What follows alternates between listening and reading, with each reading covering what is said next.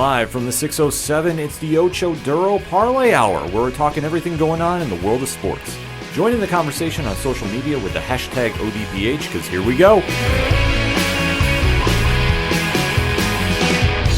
Instead of looking deep inside, every word I have to say, keep it simple. Welcome to an all-new edition of the ODPH podcast, better known as the Ocho Duro Parlay Hour. What's happening, everybody? Thank you so much for joining us this week. My name is Ken M. Joining me in studio, as always, you know him. He's the co-host. His name is Padawan J. Hello.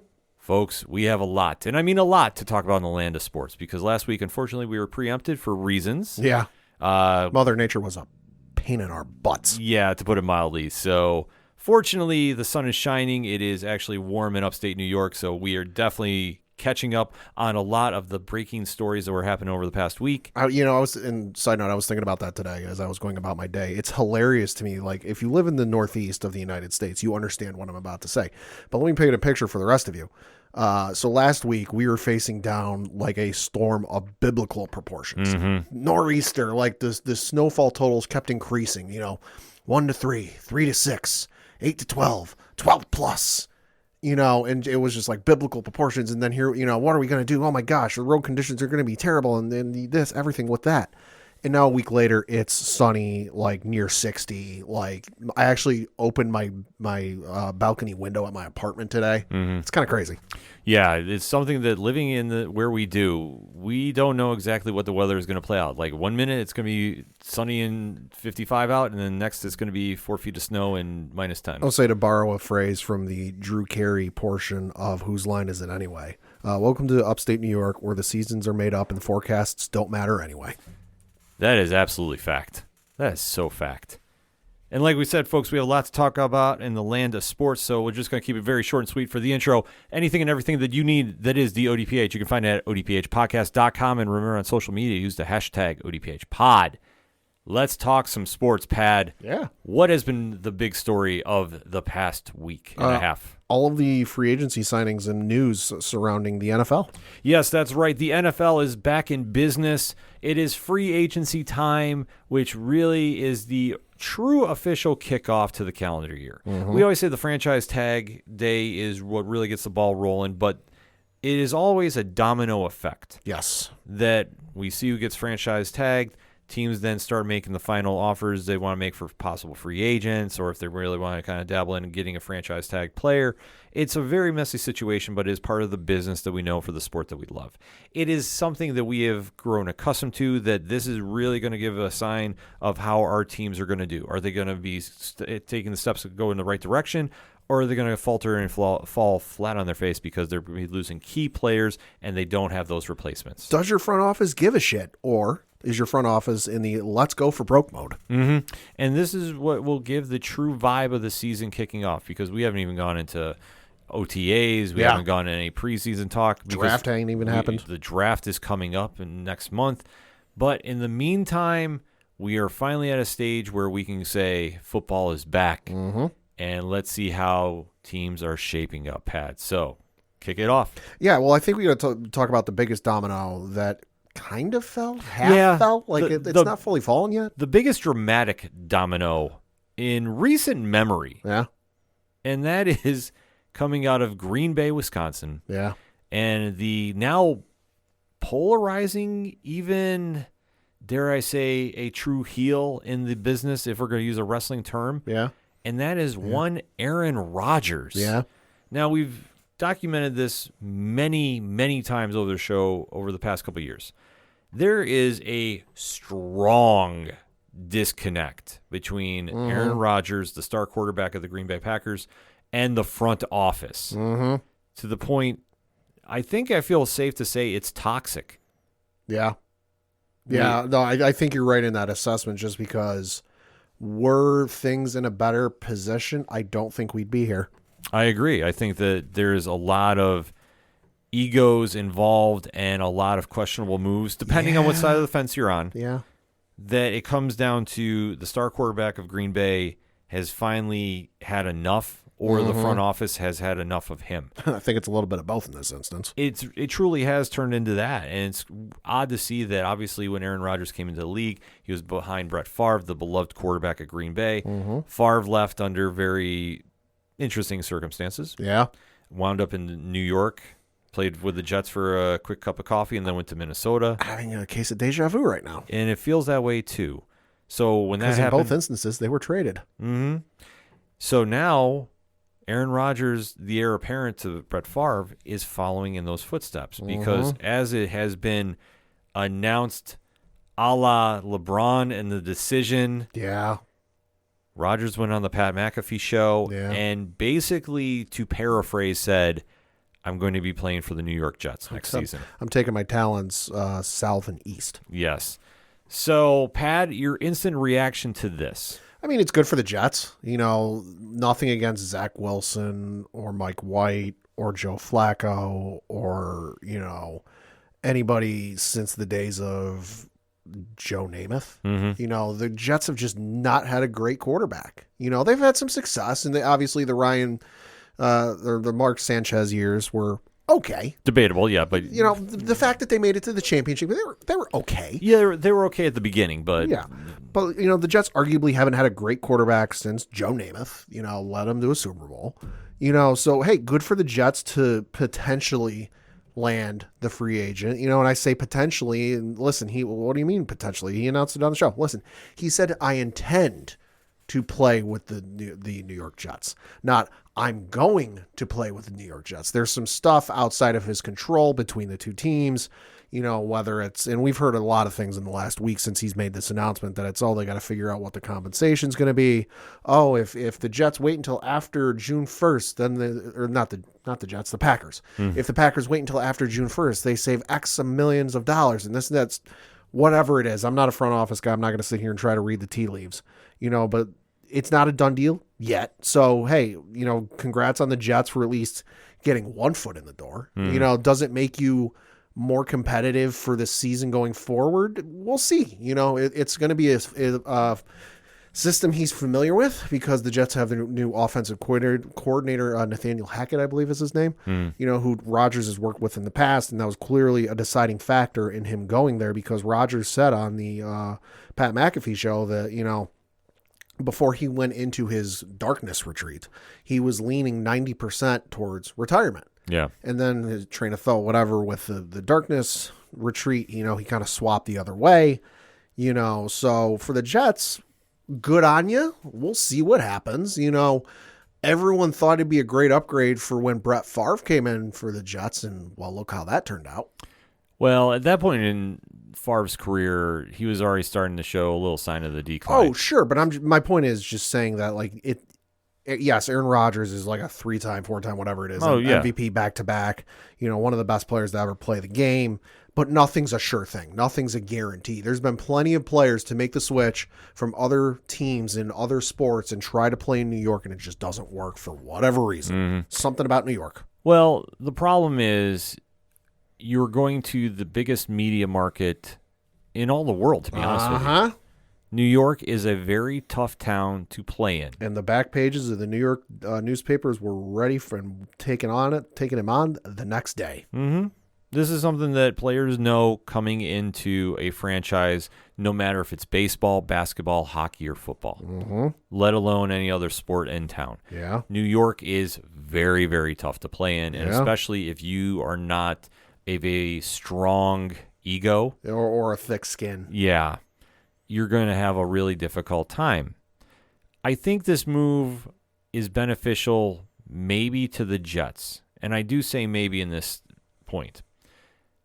Look at what you have right now. It's not much, and it's nothing to excite your fan base. Right. Sorry, Zach Wilson, we've said since day one, show me something, and we're still waiting. I just think it's funny that I forget when the quote was taken, but there was Zach Wilson was asked, you know, what he would do if the Jets brought in somebody else at quarterback. And he basically, and I'm paraphrasing, I'm going to make their life a living hell in the offseason or in like training camp. And well, now you're going to get Aaron Rodgers, so good luck with that kid. Yeah, he's not going to have a good time with that one. No. Just putting it out there. I'm sorry, the experiment failed. And this is what happens when you take a quarterback in the first round of the draft. Mm-hmm. Sometimes they hit, sometimes they don't. Yeah. It is a literal crapshoot. Mm-hmm. So either you're going to roll 7 or you're going to hit your point. In this situation, Rodgers is a big upgrade. Oh, yeah. But you also have to take a look at the team around him. Mm-hmm. And the big comparison I say is, are the Jets on paper right now better than the Packers? No. To me, they're about even. Yeah, this is a lateral move at best. Yeah. The one thing is the Jets have a better running back, I think, in Breece Hall. Yeah. Oh, I agree with you. I think that is an upgrade.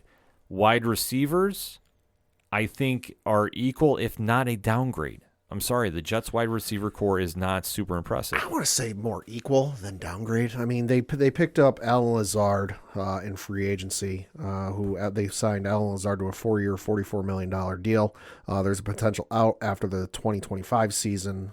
He's got $22 million guaranteed, and then the 2027 year automatically voids on the 5th day of the 2027 waiver period. Reading all this from Spotrac.com. But along with Breece Hall, who we mentioned, they've got Garrett Wilson, Corey Davis, Tyler Conklin is their starting tight end, according to ESPN.com. Nick Bawden is their starting fullback. Some of the other notable targets he's got Zonovan Knight and Michael Carter as other running backs, and some of the other receivers, Elijah Moore, Malik Taylor, Denzel Mims, Deontay Spencer, Irvin Charles, and then for tight ends, he's got CJ Uzma, Kenny Yoba, and then Jeremy Ruckert. So to me, it's you got a good running back, which the Green Bay running backs were good, not great, but they were okay. Yeah. And then you got the receiving core that, to me, just looking at it on an eye test, without pulling up stats and comparing yards after catch and all this other stuff, which I ain't got time for. Just to me, doing the eye test, comparable. So is it an upgrade where, like, Tom Brady went from New England having some fairly decent players around him to Mike Evans and Chris Godwin and Leonard Fournette, and then he added Gronkowski and all that? I'm like, no, it ain't that. So it's a lateral move for me. I mean, I can see that argument, but for some reason, this just feels like a downgrade in this sense. He's also going to a tougher division. Oh, I agree with you there.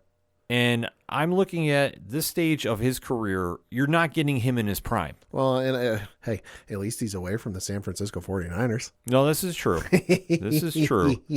But you're now going to be facing a Buffalo Bills team twice a year that is very, very tough. You're going to be facing a Miami Dolphins team that is a lot better than people give them credit for, albeit though twice a year. There relies a lot on how Tua is. True. And you're going to be facing a New England Patriots team that no matter what is going to give you problems because Belichick is still the head of that team. Well, and look at what the Patriots did against the Green Bay Packers last year with a backup quarterback who was a rookie and had no practice time with the starters. Sorry, but facts are facts. The Patriots almost beat the Packers with a backup rookie QB. Yeah. So it's going to be tougher for Rodgers, like you said, with all the stuff in the division. But I think the thing that works in his benefit, and at least on paper, is their head coach, Robert Saleh, is supposed to be a defensive guy. He's got Nathaniel Hackett in there. He, fingers crossed, hopefully, because, well, we've seen weird shit in the past. Hopefully he'll have Rodgers in there. And I'm only saying hopefully because, like we said, we're sitting here recording, in the latter half of March. Nothing's official yet. Nothing's done yet. Something bizarre could fucking happen. High case in point, Josh McDaniels and the Indianapolis Colts. Yep.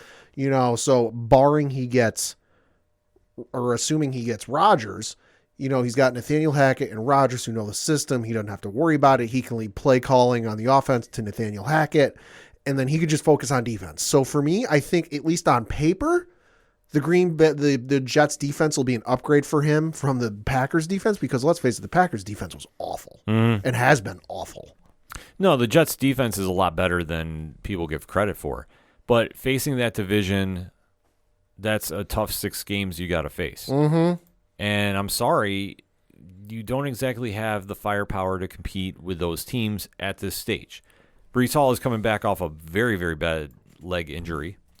And then your wide receiver core, you have connection with Lazard, but other than that, you still have to work with a crew that's not on that level, in my opinion. I'm sorry. I think that they have some talent, but unfortunately, when they've only been working with Zach Wilson. It's a lot to turn everything around. Plus, you also have to see how much of his heart is still playing football. Right. He went on that darkness retreat. Yeah. Yeah. And folks, if you are not sure what we are talking about, you can Google search it. I'll say, yeah, he told the whole thing about it on the Pat McAfee show. Yeah, Go look it up. He went into darkness for 4 days. Nonstop. And he's been doing a lot of interesting things in his off time. I'll say, consult your local physician before you decide to do some of these things. Correct. But now you have him wanting to play football again when he was at 90% walking out the door. Mm-hmm. So if his heart's not into it, coming to the New York media market is not helping matters. No. And while we don't know the schedule yet, I do have an article courtesy of the New York Jets that was posted on the 9th of January of this year. The headline is, who will the Jets play in the 2023 NFL season? So this can kind of give us an idea of, okay, what's the season going to look like for them? Because, as we mentioned, division not going to be any easier. What's the schedule look like? So for their listed home opponents, they have the Washington Commanders, Philadelphia Eagles, Atlanta Falcons, the Los Angeles Chargers, Kansas City Chiefs, Houston Texans, Buffalo Bills, Miami Dolphins, and the New England Patriots. Okay. For away games, they have the Dallas Cowboys, the New York Giants, the Denver Broncos, Cleveland Browns, Las Vegas Raiders, and then the Bills, Dolphins, and Patriots. So they got the AFC South and they got the NFC East. Yeah.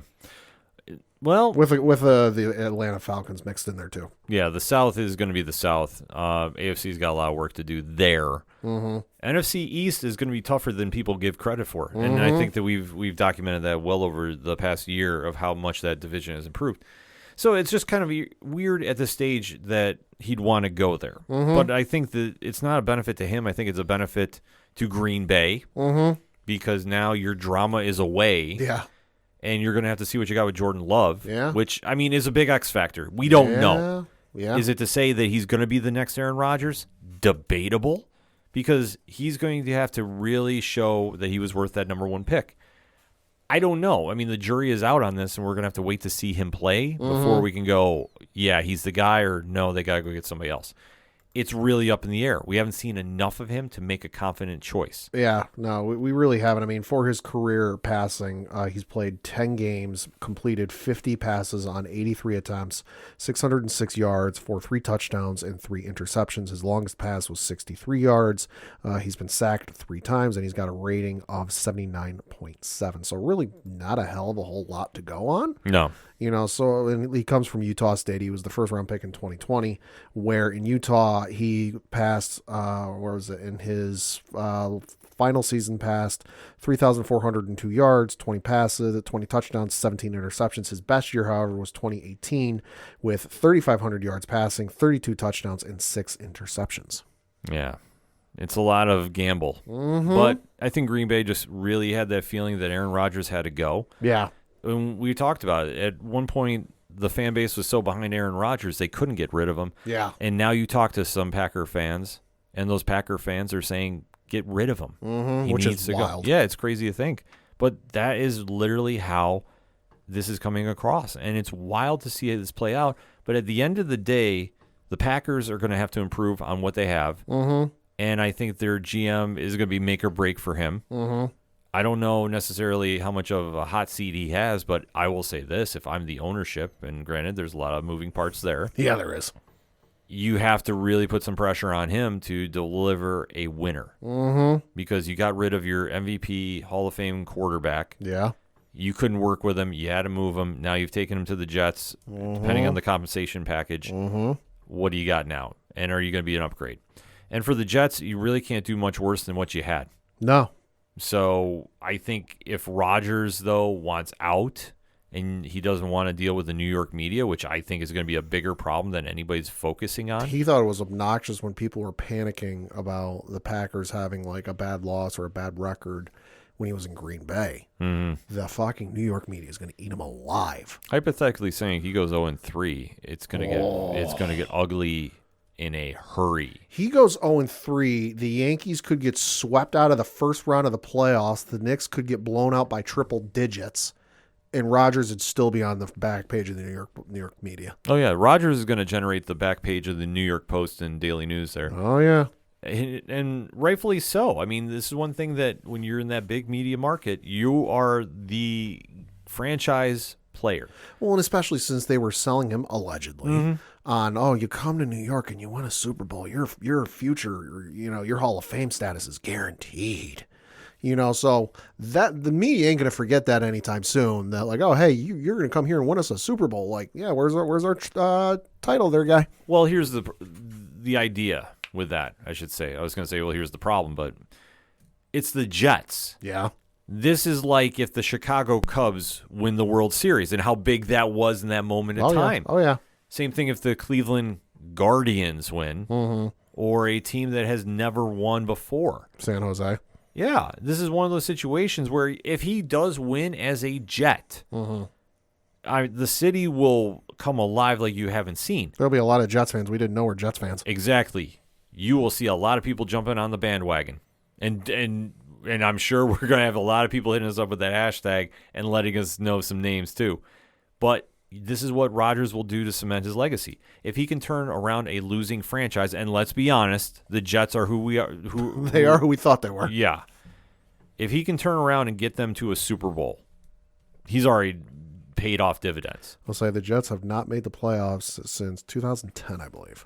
So certainly can't go down from here. No, they can't go down from here, but they also can too as well because you could. If Rodgers goes, you know what? I don't want to play anymore. I quit. Yeah. Hypothetically saying, let's say it's possible. Let's just say he's done. He doesn't get his way. Doesn't like how things are going.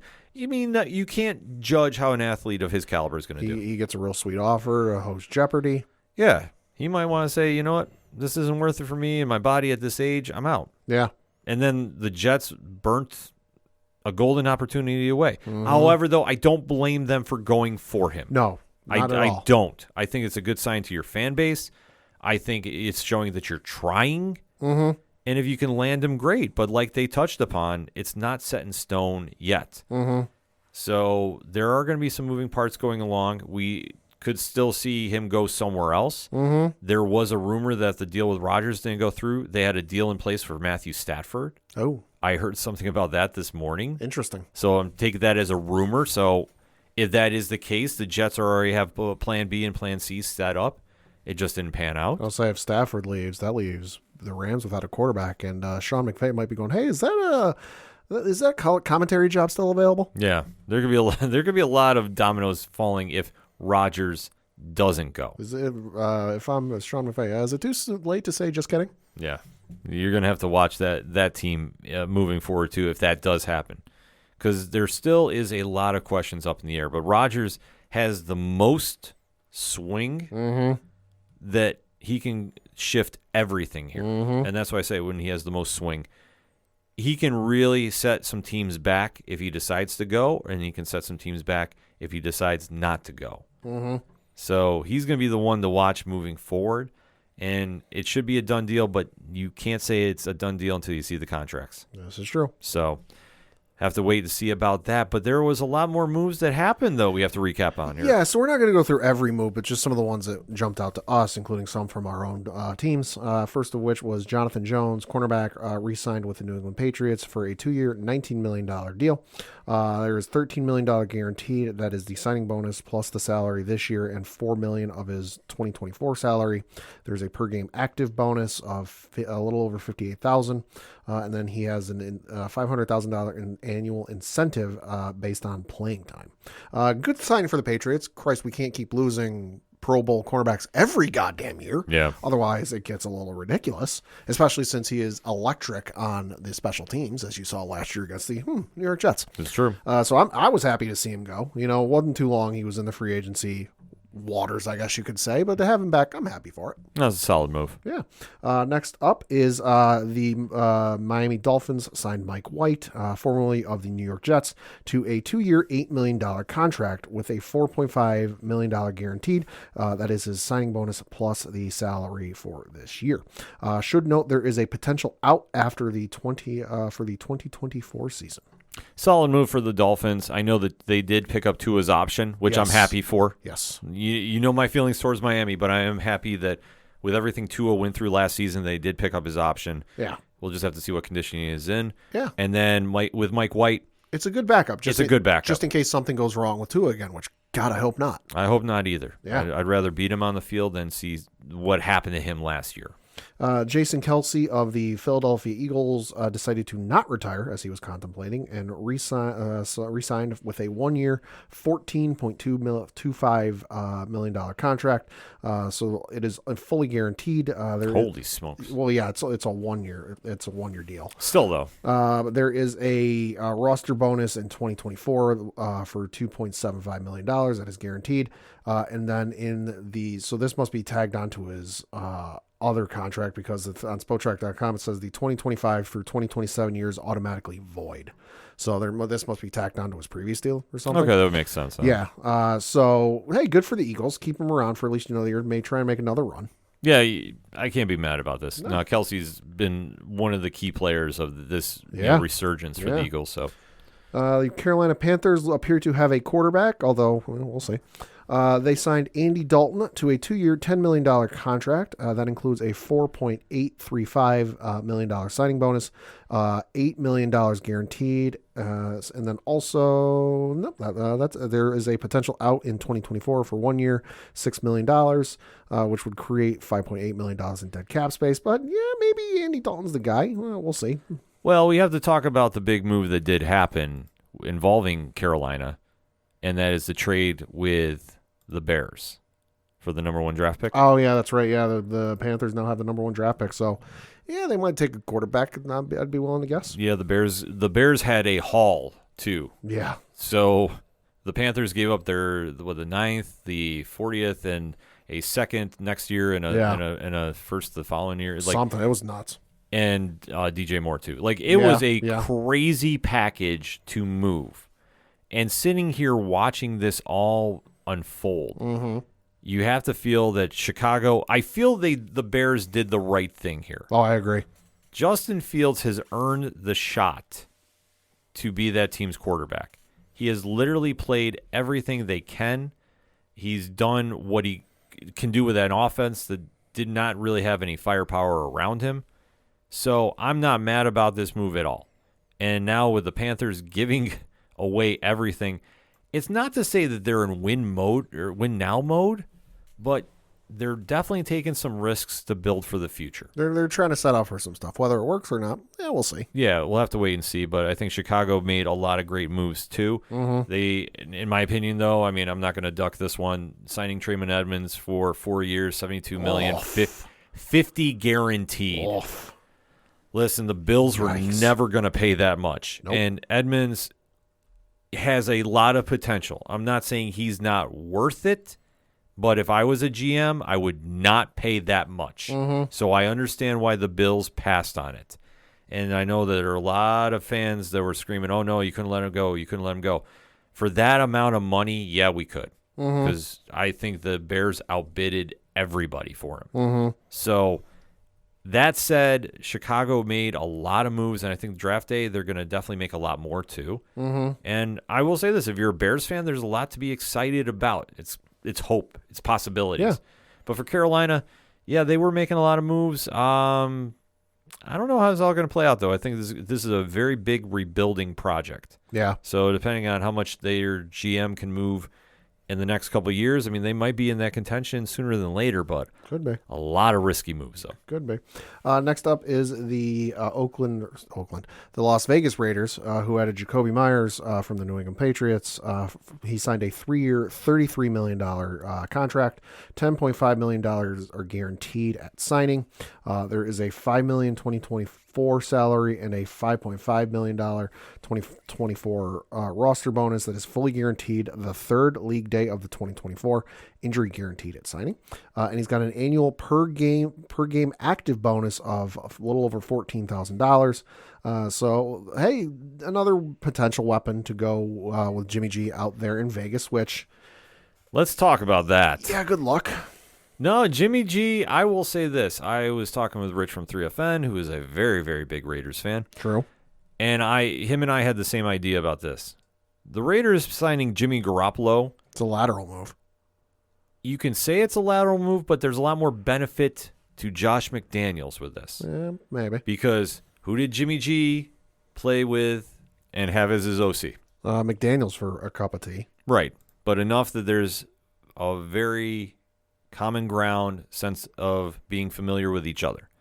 That's enough for McDaniels to have him come in and be an upgrade from Derek Carr with most of the weapons still intact from the team last year, which, barring some injuries, they would have done a lot better. And let's face it, Derek Carr's play was too inconsistent.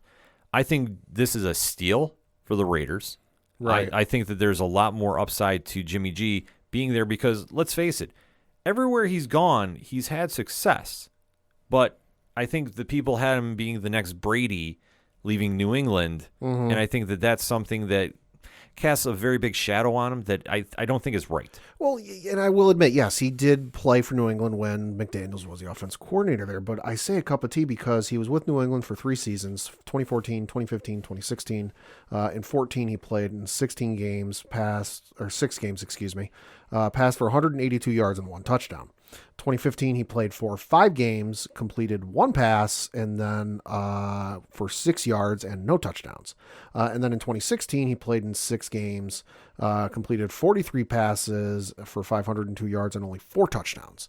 So in 3 seasons with the Patriots, he only passed for 5 touchdowns and, let's just round up, 700 yards of passing. So is there going to be familiarity with, okay, he knows the system, he knows the play calls, he knows the audibles, he knows this, he knows that? Sure, absolutely. That's going to be a benefit for them. I'm not going to try and sit here and say, no, it's not a benefit. But will it mean success on the field? We'll see. Just because he never got a full shake in a full season, as the quarterback in New England when McDaniels was up there, because it was always, there was the one season Brady got hurt, Brady was out for suspension, and then there was the other times in there. So does he know the system? Sure. I'm sure he might be a little rusty in certain spots because it's been, it's 6-7 years since he's been in that system, but it's going to be like riding a bike, I'm sure. Yeah. But is it a benefit for McDaniels? Sure, because you don't have a quarterback coming in there completely cold, not knowing the system. You got to teach him from the ground up and build him from the ground up. It's all right. We got to bust the rust off a little bit, but you'll pick it up and remember it. And plus, he's going to be a bridge to whoever they get in this year's draft. Yeah. So, I think for what they need right now, I think it works. The only other deal that makes sense to me is if they go get Lamar Jackson out of Baltimore. That will take a lot of moving and shaking, though. Take a lot of money. Yeah. So I think for what they're setting up right now, I think this makes a lot of sense. And Jimmy G can help groom whoever is going to take over his spot in a couple of years. Yeah, they do have some good weapons there. They got Josh Jacobs, Devontae Adams, Hunter Renfrow, O.J. Howard is there as well. Yeah. And like we mentioned, they mentioned Jacoby Myers, which everyone's going, oh, it's going to be great for Jacoby. He's going to be back with Josh McDaniel. Listen, I watched Jacoby Myers for his entire NFL career to this point. He was with McDaniels for 3 seasons. His best season was 2021, where he caught 83 passes for 866 yards and 2 touchdowns. That is his max for the season. He's caught 8 touchdowns in his entire career, 6 of them coming last season. So to me, he was always he's there, but you know what he's probably going to end up being used for more is if McDaniels decides to start running trick plays again. Yeah, which I think because Myers was a quarterback in college. Well, I think he's going to try a lot more this season that he now has more faith in his quarterback. I'm sorry, let's be honest about this. I don't think he had that much faith in Derek Carr by how everything kind of played out. No. And I think that Carr's struggles definitely helped firm that belief. And I think now with Jimmy G, who has been successful where he's gone, and I understand that, sure, they got Trey Lance and Brock Purdy came in when he was hurt and came in and took the spot. Sure. But for what they need right now is an upgrade from Derek Carr.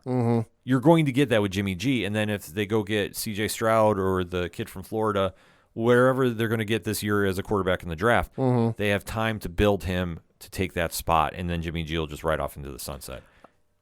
I just want to point out, if things don't work out for Derek Carr, you've got a quarterback on your roster with a perfect passer rating. Jacoby Myers. He's got 158.3 career passer rating. If it doesn't work for Jimmy G, yeah, you can do that. 4 completions, 4 attempts, 2 touchdowns, no interceptions. That's what I say. Just pointing it out. Raiders, I think, are going to be A-OK, even losing Darren Waller to the Giants for a 3rd-round pick. Yeah. At this stage for him, Waller's been too hurt over the past couple of years. Yeah.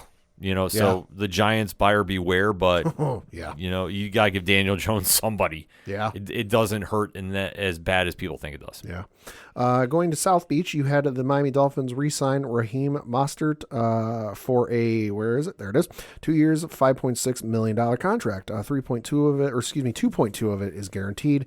That is the signing bonus plus $900,000 of his salary this year.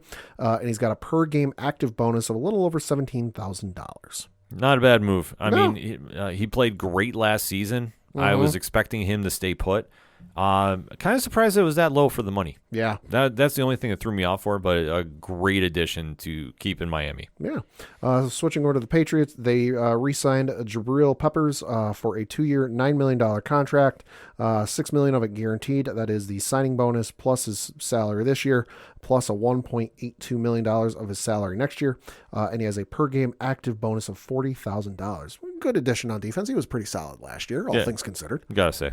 And then for the New England Patriots, they also added James Robinson, who was with the Jacksonville Jaguars and the Jets, I believe, last year. He was traded last year. Yeah. They signed him for a 2-year, $4 million contract.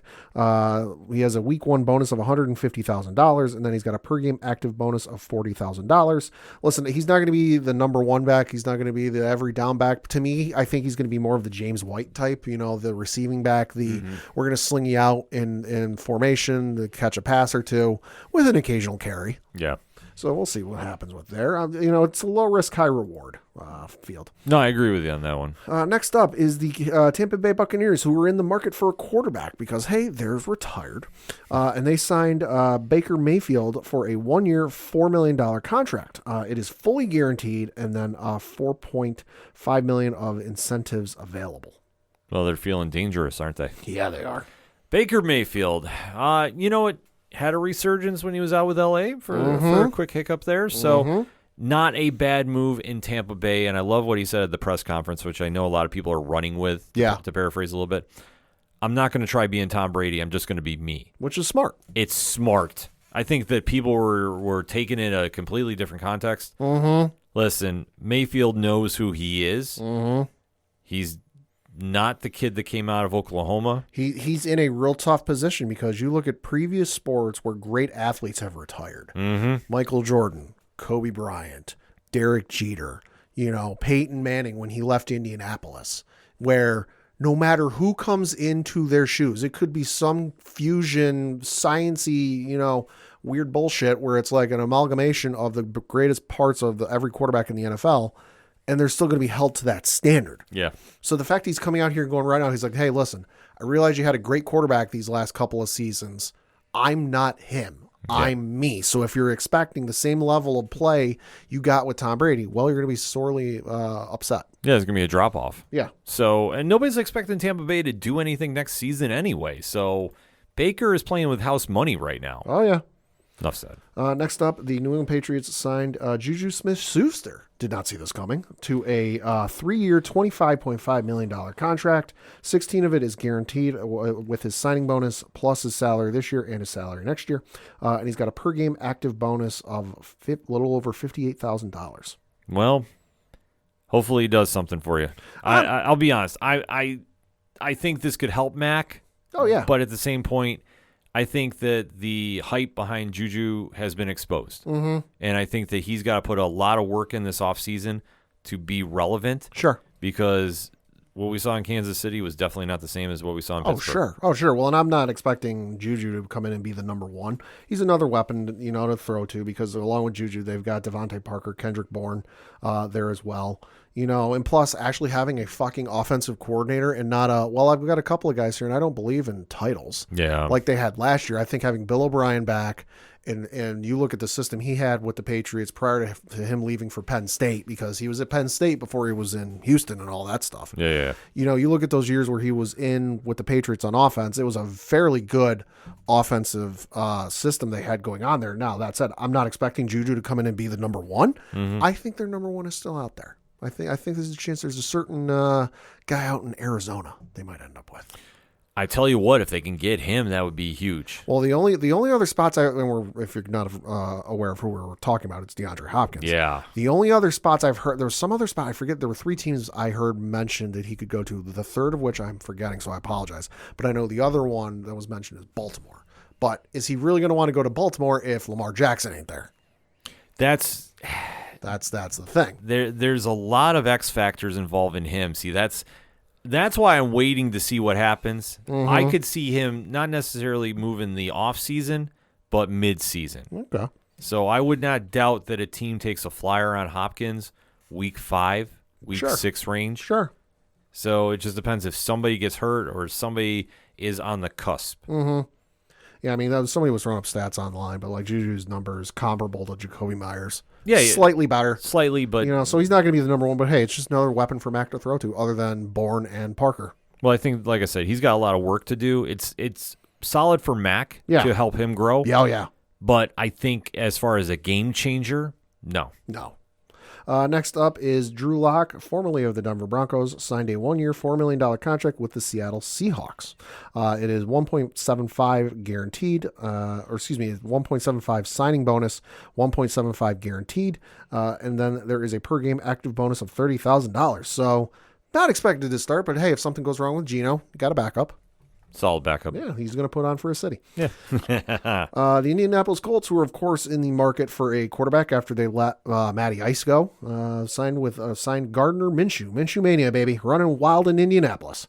He signed a 1-year, $3.5 million contract, including $3.5 million guaranteed. No other bonuses or, per game active bonuses or whatnot. So, looks like he'll probably be starting the season. I'm assuming the Colts will draft somebody, a quarterback in this year's more than likely upcoming NFL draft. So he's just going to be the bridge. But hey, Indianapolis, Minshew Mania. I was hoping he wound up with the Raiders as a backup. Just as a backup. Not saying, Jimmy G is obviously a true number one. Right. But as a backup, I think that him out in Vegas would have been money. Next up was, this guy. Adam Thielen, formerly of the Minnesota Vikings, signed a 3-year, $25 million contract with the Carolina Panthers. This includes an $8,335,000 signing bonus, $14 million of it guaranteed. Let's see. There is a potential out in 2025. Mentioned that. He's got a 2024 roster bonus of $2 million, 2025 roster bonus of $1.5 million, and then the 2026 and 2027 years automatically void.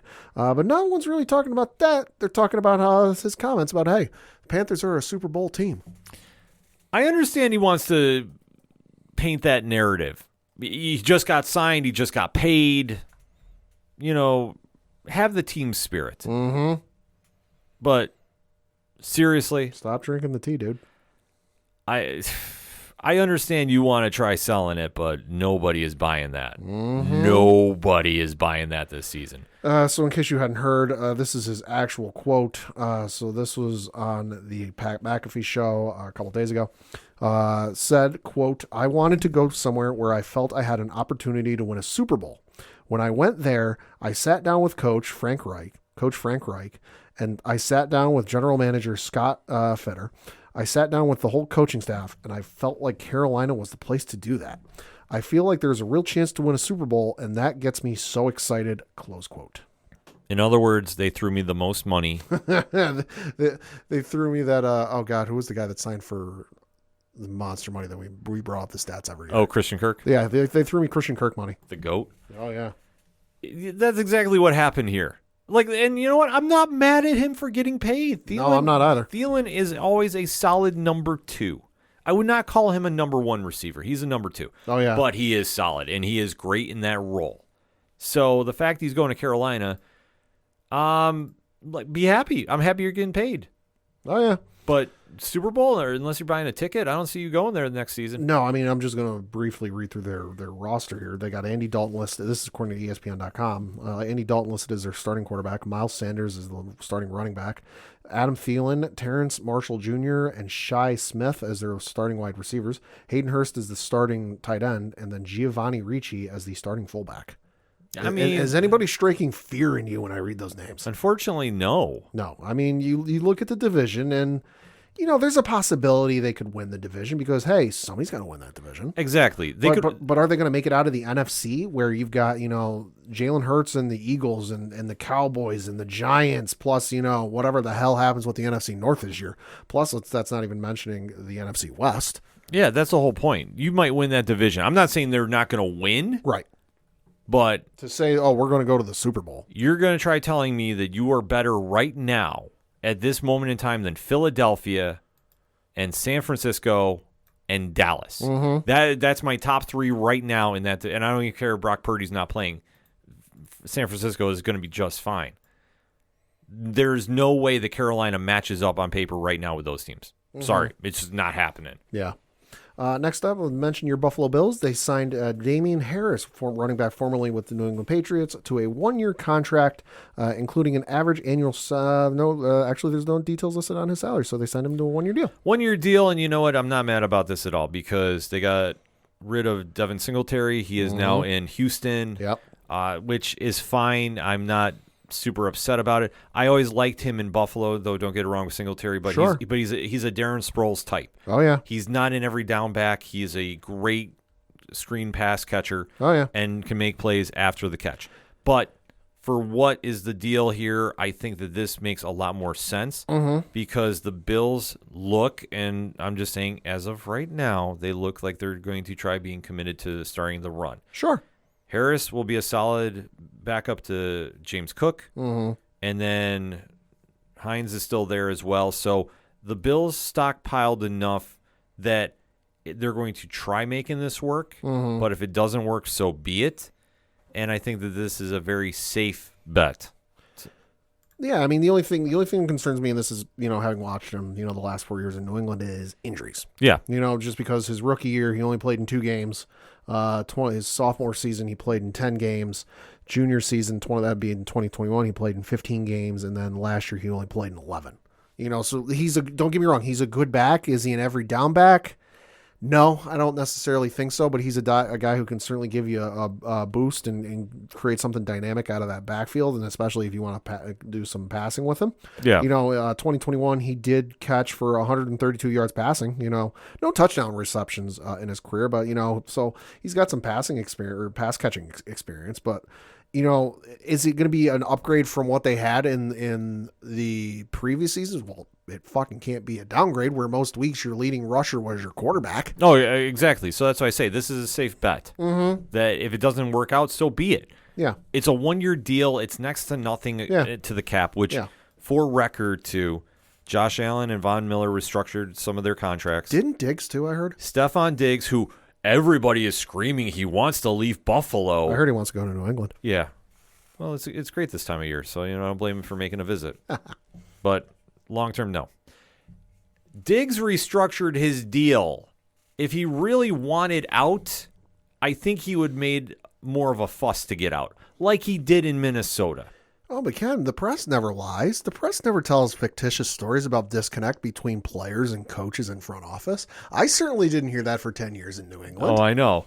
I've been getting hit up a lot on social media about this. And listen, I'm being very honest. Stephon Diggs is fine. Was he mad they lost? Yes. If he wasn't, I'd be a little concerned. Exactly. I'm glad he showed that emotion. And you know what? This is what makes him such a great player to follow. Because he does leave everything on the field. Remember when they lost in Kansas City? He was the only person that watched the celebration. Yes. And you don't think that was motivation? And obviously with what happened this year and how the Bills faltered, because I'm just going to say the key reason, in my opinion, was they did not sit Josh Allen to rest that arm up and make him 100%.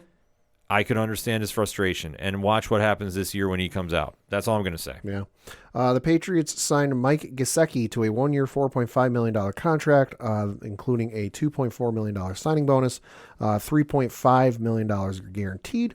And then there is a per-game active bonus of $50,000. So listen, he's an upgrade from Jonnu Smith, who the Patriots traded to the Atlanta Falcons. For I think it was like a 7th-round draft pick or something like that. But listen, Jonnu Smith had an albatross of a fucking contract. That there was a ton of I forget the specifics, but there was a ton of money against the cap. That was like it was a terrible deal. And I mean, you just look at statistics wise. I mean, shit, he ain't any worse. Gesicki last year had 32 catches, 362 yards, and 5 touchdowns, but that was with a rotating quarterback situation down there in Miami. Whereas Jonnu Smith last year, 27 catches, 245 yards, and 0 touchdowns. So I think it's smart for the Patriots, to bring in Gesicki. It gives them a 1-2 punch at tight end with Hunter Henry and Mike Gesicki, which that's something Bill O'Brien liked to do his last tenure with the Patriots and tight ends, although we won't mention that other guy that was a tight end in New England in those times. Don't need to, but Gesicki is a solid move. I think Miami losing him is going to hurt a lot more than people realize. I think so. And then we're going to mention a couple more Bills guys. I'm saving one for last. Next up, we're going to mention Jordan Poyer, who re-upped with the Buffalo Bills for a 2-year, $12.5 million contract, $4 million signing bonus, $7 million of it guaranteed. There is a potential out in 2024. Let's see. There is a per-game active bonus of $30,000 and then $1 million in annual incentives. This is all I'm going to say about this move. Okay. Because there was something that happened during the playoffs that did not sit well with me. Okay. And I'm going to just stress this out now. If you're talking about free agency during the playoffs, I don't want you back on the team. Hey. And there was a lot of stuff that was coming out. It's like A-Rod announcing he was going to be a free agent in the middle of the World Series. Yeah. You don't do it. Yeah, there was a lot coming from his camp. Let me rephrase that.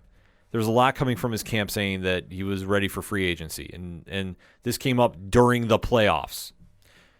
If you're not committed to the team, I don't want you there. Well, I just looked at who his agent is, and, well, that explains a lot. Exactly. So I'm going to say this. I was shocked to see him come back. Sure. With all that hype about going to free agency. So sure. my guess is this. He tested the market, and the market was not impressed by his performance. And the thing that I think will work in his favor is if Poyer comes back with a little chip on his shoulder and really fired up, I think this will work.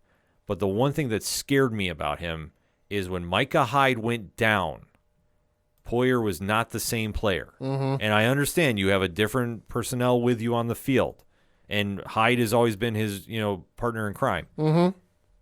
The fact that there was a decline when Hyde went out, in my opinion, does worry me a bit. But that's why I think with a fully healthy Micah Hyde, sure, coming back, playing for a contract too, mind you, I think it's going to do wonders for that Bills backfield. Oh yeah. Speaking of Buffalo Bills, we got to mention a former Buffalo Bill. That is Isaiah McKenzie is signing what looks to be a 1-year deal with the Indianapolis Colts.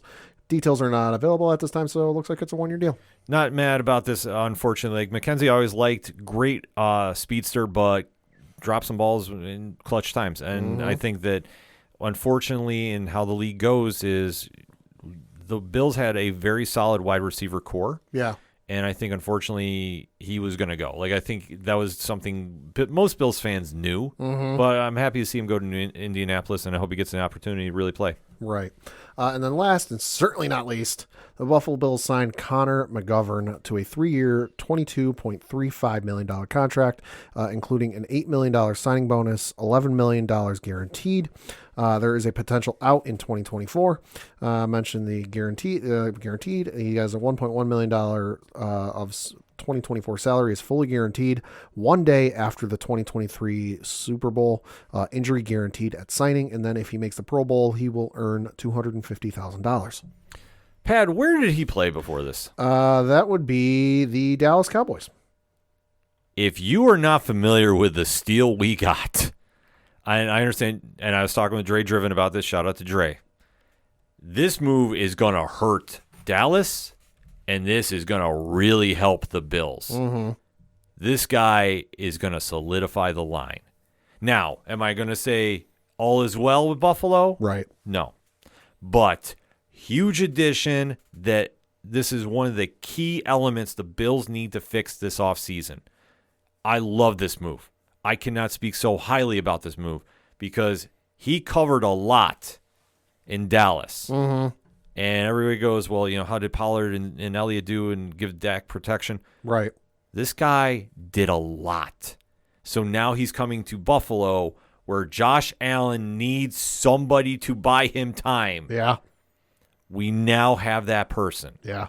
We're still maybe one more lineman away from really locking in something special here. But this move really got me fired up. I think it's going to pay dividends as long as he can stay healthy. And this is a key element to getting a balanced offense going because we need a line. We have decent running backs, but nobody has holes to run through. Mm-hmm. So step in the right direction. Love this move by Brandon Beane. So definitely I'm super excited about this. Yeah, so like we said, those are some of the ones that jumped out to us. Not all of them. A couple of free agents still available. Carson Wentz, Matt Ryan, Kenny Galladay, Bud Dupree is still available. Ezekiel Elliott, let go by the Dallas Cowboys. He's a free agent. Yeah. Still available. I love how J.J. Watt's still listed, although that's even though he hasn't signed his retirement papers. That's hilarious. Looking at some of the other ones, Nelson Aguilar is a free agent. Jadeveon Clowney, Bobby Wagner is a free agent. So there's a couple of guys out there, Randall Cobb, free agent, so if your team didn't do anything, don't worry. There's still some guys out there that, they might pick up later in the summer. There's a lot of things that can happen in the offseason from now, Mm-hmm. but this is the big catalyst to get the ball going. This is what we need as Bills fans, as Patriots fans, as fans, period, to get excited about or go, our team needs to fix this. Or what the fuck were you thinking? Exactly, because there's still a lot of moves that can be made out here. And there's a lot of names, like Pat touched upon, that are floating around. Lamar Jackson's still technically a free agent, if you want, whatever you want to call it. Yeah. So that being said, football is back. How is your team doing? Hit us up on that hashtag ODPH pod. Is your team stepping in the right direction in free agency? Is it falling back with some of the moves that have happened? Who are some of the names that you want added to your team? And how are you feeling now going into the NFL draft? Because now things are really going to start picking up in the business side of the National Football League.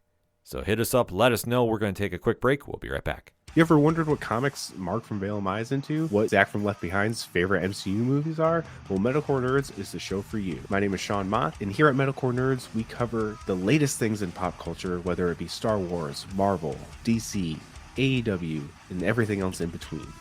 You can listen to the show every Monday on Adobe Howl at 7 p.m. Eastern, or find it anywhere you find podcasts after it debuts on the radio station. Coming back for another segment on this edition of the ODPH podcast, and we have to talk about a card that went down, and really, let's be honest about this.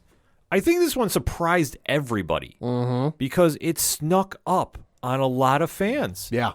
Then I'm not saying there wasn't a lot of hype behind it because the main and the co-main event were definitely box office. The rest of the card, in my opinion, nothing was really a sizzle, coming from that. Yeah. And Pat, what event are we talking about? We were talking about UFC 286, which took place this past Saturday from the O2 Arena in London, England. Yes, which had two very, very stellar fights in the main and co-main, like I mentioned. And the rest of the card was okay. Sure. Not a lot of crazy highlights coming out of this. I mean, I know Marvin Vettori was victorious in his win, and then there was one of the nastiest knee bars I have seen in recent memory in the flyweight division, where I still have not figured out how Muhammad Mokamed survived.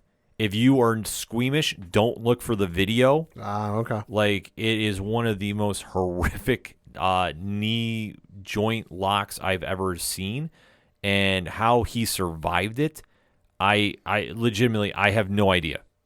I don't. I'm hoping he does not have permanent leg damage, and because he did not tap. So buyer beware with that. But Pat, let's get into the two main events because I really think we got a lot to talk about with this. Yeah, so the first one was the co-main event of the evening, and that was in the lightweight division where Justin Gaethje defeated Rafael Fiziev via majority decision, 29-28, 29-28, and 28-28. So this one, man, Justin Gaethje made a weird statement at the end. Okay. And he has basically said he's on the final tour, to paraphrase a bit, that he has been doing this for so long and is now or never for one more run at the lightweight title. If he doesn't pull it off, it's done. Okay. So it's not like in the sense of he's called his shot and is going to do it like if I lose, I retire type deal. Right. But you have to take a look at his body of work. First professional fight was on August the 20th of 2011. So he's been fighting for a little over 10 years. In 28 professional matches, he has a record of 24 wins and 4 losses. And that's not counting. He also has an NCAA wrestling record that stretches back to March 19th of 2009. Mm-hmm. So he's been in the fight game of various sorts since 2009. And you think about this too. What's his fighting style? Rock'em sock'em robots. Yeah, that's not necessarily a good recipe for a long career. Yeah. So when he made this statement, I know it caused a little bit of buzz because he is young. He's still in his mid-30s. But looking at his literal body of work, I'm not surprised by this. No. And he's also in this weird state where you take a look at the contenders in the top 5 of the lightweight division, and he's had varying success against them. So the lightweight champion is Islam Makhachev. Number 1 contender is Charles Oliveira. 2 is Dustin Poirier. 3, the aforementioned Justin Gaethje. Number 4, Beneil Dariush. And then number 5, Michael Chandler. Yeah. So we know he's had some wars with some of those guys. Yeah. So the fact that he is won in such a fashion this time around against Fiziev, who a lot of people were expecting this was going to be the fight to put him into a title shot. Right. Now you have to think that Gaethje is back in that conversation, but where do we go from here? Yeah. That's the argument, because Gaethje looked great. Gaethje left Fiziev in one of the nastiest states after a fight. Jesus I'm showing Pat Christ. the photo from ESPN.com. Jesus Christ. Which does not do justice about what Gaethje did. I would say not. No. So it's really a question of where do we go from here? So I'm looking at the rankings, as I mentioned, and I'm also flipping back and forth between that and Gaethje's record. So the number 1 contender, Charles Oliveira. Can't do that. Can't do that. Yeah, he lost via rear naked choke submission to Oliveira. He also fought against Michael Chandler, who he beat via unanimous decision. I am looking at, there's no mention of Dustin Poirier or Beneil Dariush. He did fight, where is it? I thought I saw him. Nope, he hasn't. Or yeah, he did. Yeah, he fought Michael Chandler and won via unanimous decision. So a lot of those guys, if you want to make something of those fights that I mentioned between, Poirier, or Dariush, you got some options there. I think the one that really makes a lot of sense to me is Poirier. Okay. Because much like Gaethje, Poirier's in this weird state of where do we go from here? And I know that there is a certain group of MMA fans, much like the Snyderverse, that want to see Conor McGregor fight Poirier again. It's that parallel. I'm going to put it out there. It literally is. McGregor fans have this weird kind of symmetry with Snyderverse fans. That said, that fight's not going to happen. No.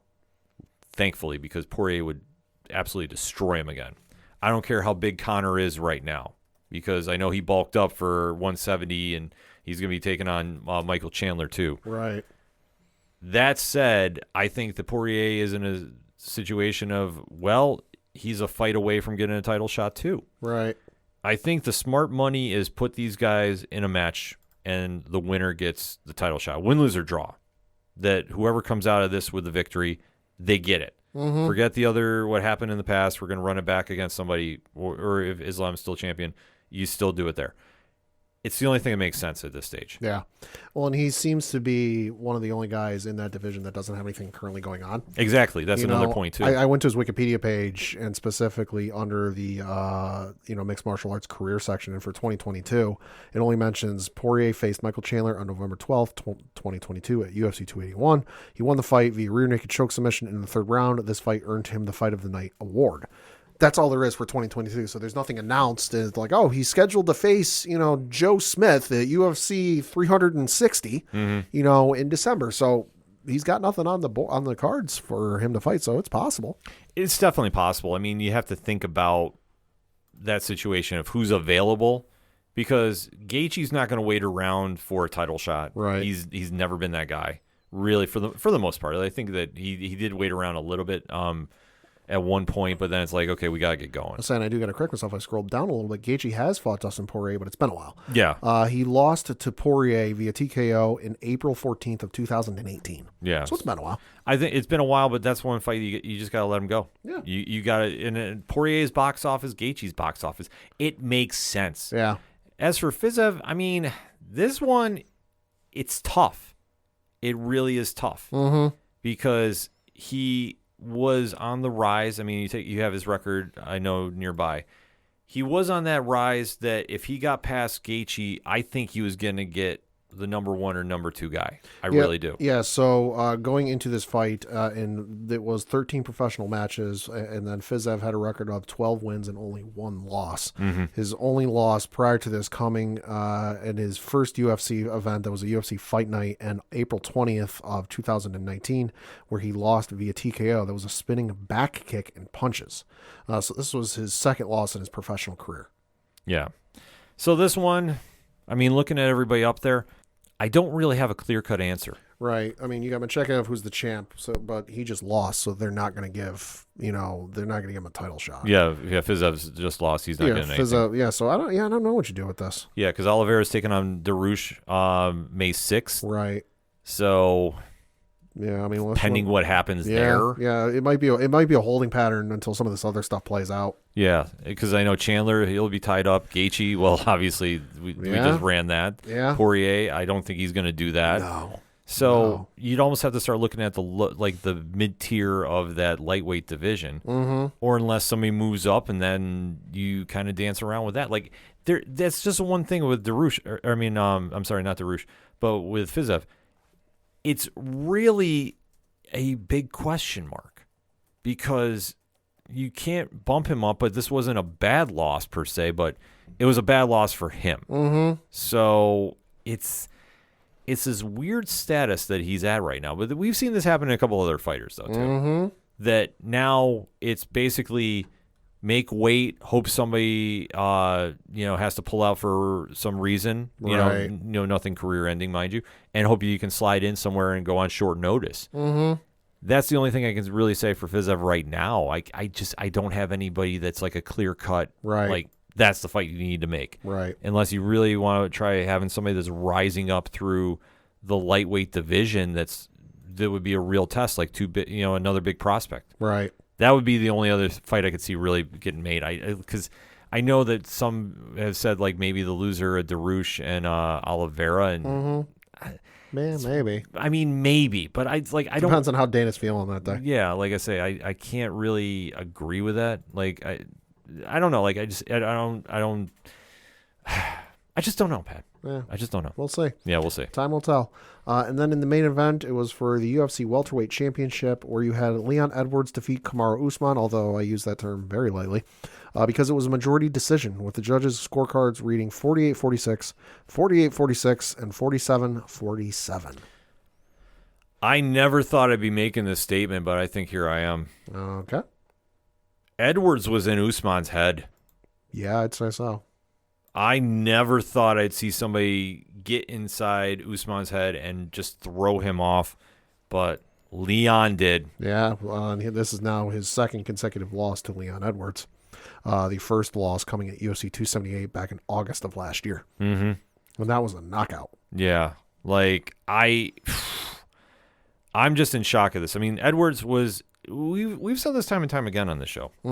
He's never been somebody that is flashy, box office. Yeah. He's technically sound in all aspects. Yeah. But like I don't see him on that same level of a Masvidal, a Nick or Nate Diaz, somebody that you watch that is just press conference and The thing about Edwards is he goes in and wins. And I will say this, I applaud him for going in that last fight. Sure. For not stopping. Sure. I think he showed a great example of what fighters should be doing. Yeah, like you said, though, he's not flashy. He doesn't have those sound bites or whatever. And even the fights aren't that flashy, because I'm just looking at his record, 25 matches, 21 wins, 3 losses, 1 no contest. You look at the breakdown of his wins, 7 by knockout, 3 by submission, 11 by decision. So it's not exactly the most thrilling thing in the world. Yeah, he's got some knockouts in there. But when you got most of your fights are by decision, you're not exactly. I don't think you exactly have people clamoring to buy a pay-per-view because your name is on it. Yeah, I don't. But this is where things get very, very interesting. Sure. We do know that at UFC 287, Gilbert Burns is taking on Jorge Masvidal. Yes. I'm going to say this. I'm going to say, call it my Vegas intuition. Okay. Masvidal is going to win that. Okay. And then the UFC has one of the biggest storylines fall right into their lap. Because, Pat, I don't know if you remember this, but you remember when the last time Masvidal ran into Leon Edwards at the back of a show? Ironically, I do, because I was scrolling through the rabbit hole of Facebook watch videos, and that one came up. Yeah. I don't remember the year, but I remember it happening. Two-piece and a soda was born. Yeah. Because what was it? Masvidal was mid-interview, backstage, and then Leon had walked by. I don't even know if Leon said anything to him, but like Leon, something was said. Something was said, but by who who said it first, we don't know what. It's lost to the annals of history, But Leon walked by, and then shit kicked off. Yeah, no, and so no, I do remember that, but that's only because the video came up in my Facebook watch rabbit hole the other day. See, I think that would be the perfect scenario for the UFC. Oh yeah, by far and away. Am I going to say that Masvidal is going to beat Gilbert Burns? No. In my honest to God opinion, I think Burns beats Masvidal at this stage. Probably. But I do love Jorge Masvidal, so I would not mind seeing him get that win. Also should be noted, I'm looking at Leon and Edwards' record. They've never fought. Yeah. So like I say, there's a lot of things that can play into this. A lot. So that said, I think that's the fight you got to do if he wins. It's a hell of a jump, because I'm looking at the rankings. Obviously, Leon Edwards, number 1, is the champ. Jorge Masvidal, number 11.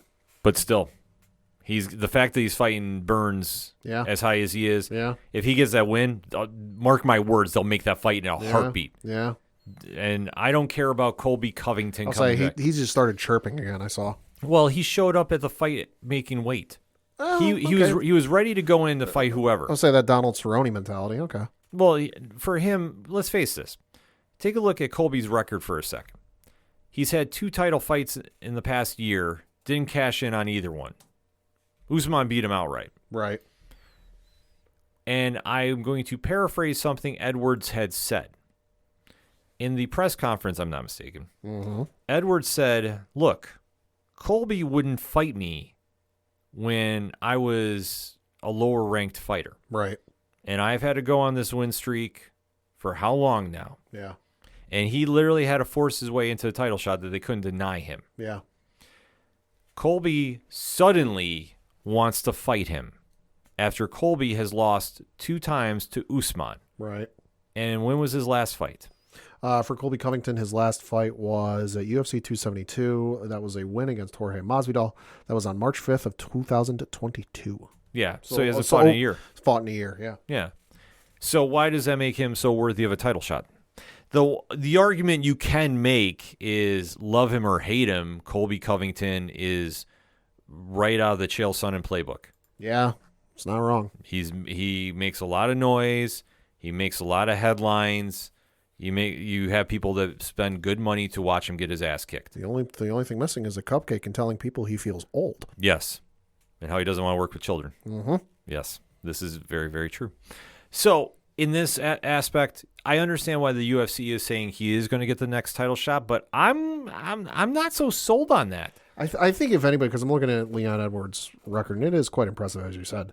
His last loss was to Kamaru Usman. That was back in December of 2015. Christ. The only blemish on his record since that loss was the no contest against Bilal Muhammad. That was an accidental eye poke in March of 2021. I think if you want to give anybody a shot against Edwards, do that one. Bilal Muhammad, hey, you had a fight that was an accidental eye poke, never officially finished. We never saw how it ended. If you want to give anybody a shot, well, there you go. I'd have no problem with that. Yeah, and I looked at the rankings because it's not that big of a jump. Muhammad, currently the number 4 ranked fighter. No, I think that he is in another weird spot here, too. Because the problem with him is he's much like Edwards. Mm-hmm. He's solid, technically. Yeah. He's not box office. Yeah, I'll say 26 professional matches, has a record of 22 wins, 3 losses, 1 no contest. 5 fights won by knockout, 1 by submission, 16 by decision.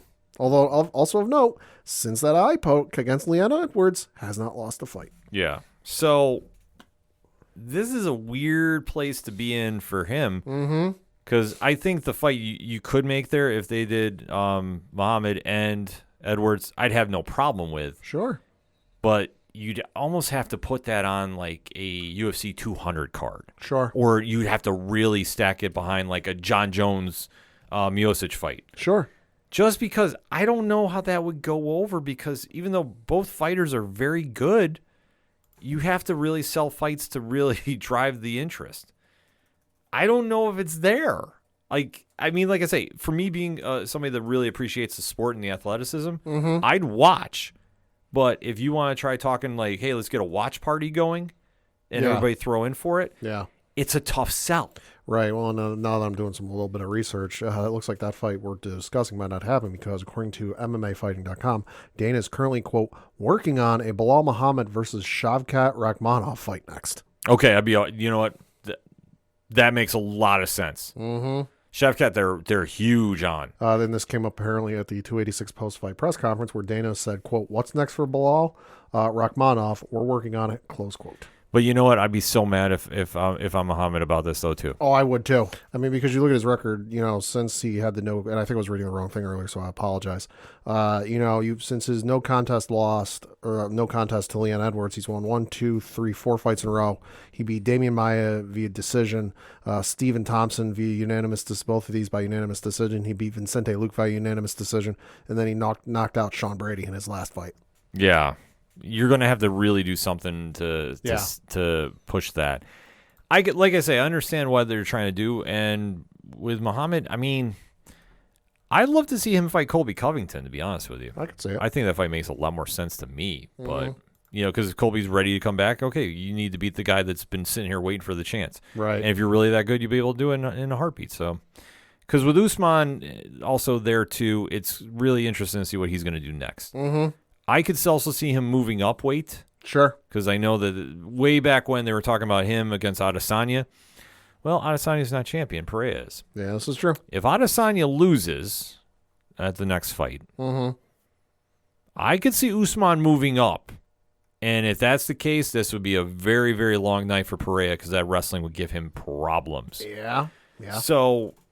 yeah, because otherwise it just depends on what Usman wants to do at the stage. You were one of the most dominant champions of your time, but you need something to really light a fire under you. And I don't know who in that division that's out of the top, 3 is one that you can really make a great fight against. Right. But this is where I think you're going to see a lot of different moving parts happen. And it just depends on how much Usman wants to get back in the cage, too. Because I think he came back a little too soon. And you could definitely tell his head was not right for this one. Yeah. Just my opinion, because this was just a dominant performance. The big takeaways from these fights are you had Gaethje and Edwards dominate and really look strong. And for Usman, it was more of a puzzling thing to see that Edwards got in his head. But then again, Edwards is the only person that's knocked him out. So that does linger around you, but can you bounce back from it moving forward? That's going to be the takeaway from this. Yeah. Who does Edwards fight from here? That's another question. Same thing with Gaethje. Fiziev is going to be a puzzle no matter what, and I think, unfortunately, he might have to wait a while till he gets a good run coming out of this either way. So many storylines coming out of UFC 286, so why don't you hit us up on that hashtag ODPH pod. Give us your reactions to the fallout from UFC 286. Let's talk about your matches. Who you got fighting who and why. That being said, we're going to take a quick break. We'll be right back. You know what that sound means? It's another episode of Game for a Movie, where we ask, are you game for a movie? Tell me, Andre. There's no special features on that goddamn DVD, alright? Oh, wow. For Hansel and Gretel? Hansel and Gretel. You have a DVD You watch it? Yeah. Hansel and Gretel. Yeah. She basically has sex with it, somehow. Foreplay. Yes. She's chair foreplay. They knocked it out of the park, which is why it's my number 3. So. Oh! Yes. I mean, I wouldn't be in it because this movie doesn't have women. But, that's You- fine. It has one. Right. It has one? You would have 3 lines of dialogue. No, she has more than 3. Oh, okay. So I'm actually gonna get, I actually get, I earn my 4 sentences of dialogue rather than like, here, have a paycheck. You just stood there on the screen. You're a sexy lamp. Anyway, we're Dark not. Phoenix too. No. No. Because they really hate each other, so we get to enjoy some wonderful comedic scenes of them hating each other so much that they get into physical altercations that include her biting ex-detective Phillips's dick. Okay. But we don't. Okay. In a hot tub. I know all of those words were English, but the way you constructed them, I'm lost. I'm not finding the range of them very well. For those who haven't rated us or liked or given us a review, don't say that we haven't given you anything of value after listening to this podcast. You now know the difference between an R-rated dick and an NC-17 X-rated dick. You're welcome. Thank you guys for listening to Game for a Movie, where we ask, are you game for a movie? We'll see you next time. Bye. Bye. Coming back for the final segment on this edition of the ODPH podcast. Pad, what you got? Got a couple things to talk about. First of which is obviously the local minute, and looking at the standings for the Federal Prospects Hockey League. That is the league our local Binghamton Black Bears play in. In the Empire Division, Binghamton's still in second place behind Danbury. Danbury in first place with a record of 36 wins, 6 losses, and then 5 losses in overtime or shootout. Binghamton second place with a record of 30 wins, 14 losses, and then 4 losses in overtime or shootout. Both Binghamton and Danbury, also Watertown, have clinched playoff spots, so we're getting closer to playoff season for those teams. And then looking at their schedule from this past week, had 3 games. 2 were at home, 1 was on the road. Friday, they were on the road playing the Elmira Mammoth, where they won by the final score of 6-2. Came home on Saturday, March 18th, to play the Elmira Mammoth, where they won by the final score of 4-1. And then they came back on Sunday at home against the Watertown Wolves, where they won by the final score of 7-4. So looking ahead to their games, they have this upcoming weekend. They have 2 games. Both of them are on the road. Friday, March 24th, 7:30 p.m. Eastern, they are playing the Motor City Rockers. And then Saturday, they are playing the Motor City Rockers again, this time at 6 p.m.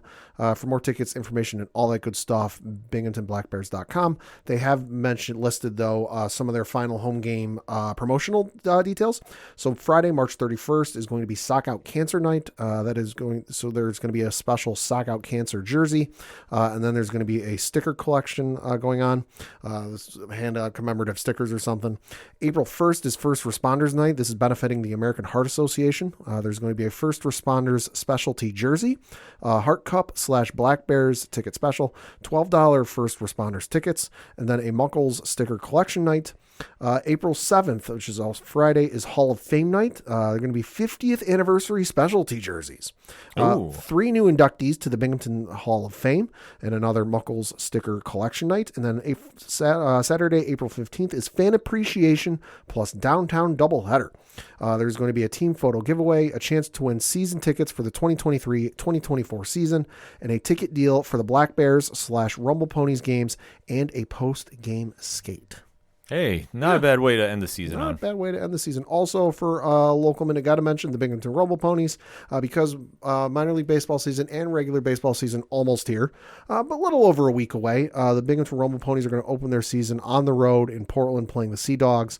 They have their first home series starting on Tuesday, April 11th, where they're playing the Somerset Patriots, which is the AA affiliate of the New York Yankees, which could see a Martian sighting here in Binghamton, depending on where he lands for the minor leagues. He did get Jason Dominguez, the Yankees' touted prospect from overseas at the ripe age of 20 years old, I think he is.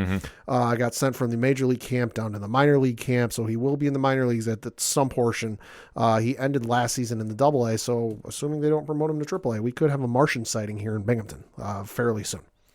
So we will see. Also got to note, minor league baseball is doing a super cool promotion, which the Binghamton Rumble Ponies are a part of, and I'm reading from their website, where the headline reads, Binghamton Rumble Ponies to play as Condores de Binghamton as part of the 2023 Copa de la División event series. So the article reads, quote, the Binghamton Rumble Ponies are proud to participate as the Condores de Binghamton as part of minor league baseball's Copa de la División event series.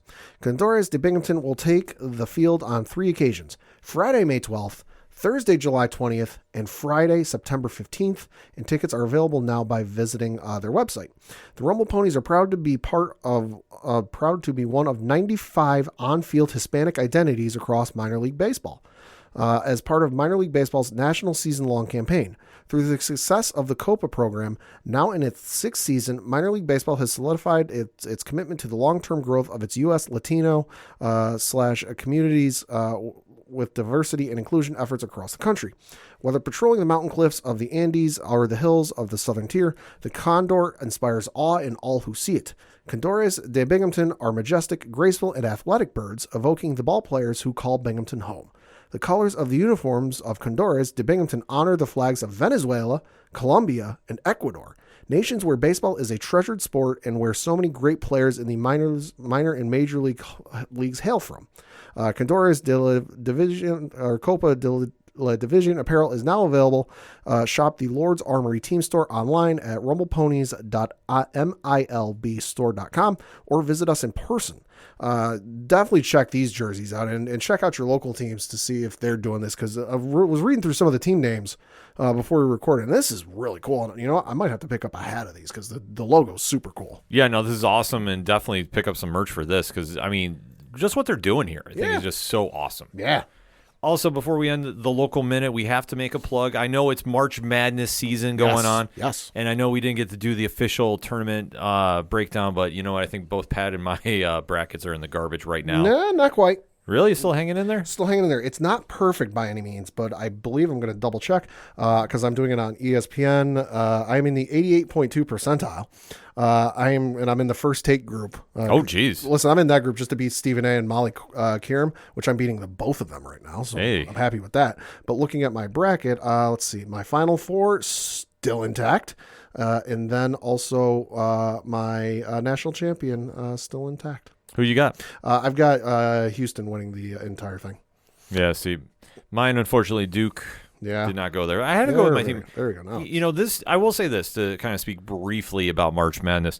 The parity that you're seeing now between schools is really shining through. And you've seen now 2 number ones get upset in very dramatic fashion, but the games have been exciting is why everybody stops what they're doing to watch on the weekends and see how the teams are all shaping up. And it's been fun basketball. Even the 16 beating the 1. Yeah, I mean the second time that's happened in history. Yeah. Virginia has to be so happy they're not going to be the only ones in that club. I loved the UMBC tweet because they beat Virginia a couple of years ago. I love the UMBC tweet after Purdue lost and what was it? FDU beat them. And UMBC was like, oh, finally, it was getting lonely at the table. Finally, my picks loaded up. So in the Final Four, I've got Alabama taking on Tennessee and then Houston taking on UCLA. And then I've got Tennessee and Houston in the national title game with Houston winning the whole thing. All right. Because on principle, I can't pick Alabama. I can't do Alabama either. I did not have them going. So that's why I said I had Duke winning the whole thing. But, you know, I got to stay loyal to my squad. That's what I do. Speaking of squads, though, the Binghamton Bulldogs. Yeah. Currently in the tournament to get to the Elite 8 of the ABA. And if you are in the 607 this Saturday night, March 25th, 7:05 at the Binghamton Bulldogs Sporting Complex, they are going to be facing off against Providence in the Northeast Region Finals. So if they win this, they're heading to St. Louis for the National ABA Tourney Elite 8. So this is a very big game if you are in the 607. If you want more information about the game, BinghamtonBulldogs.com, or better yet, go to their Facebook page where, in my opinion, they're very much more active. One more because it just occurred to me.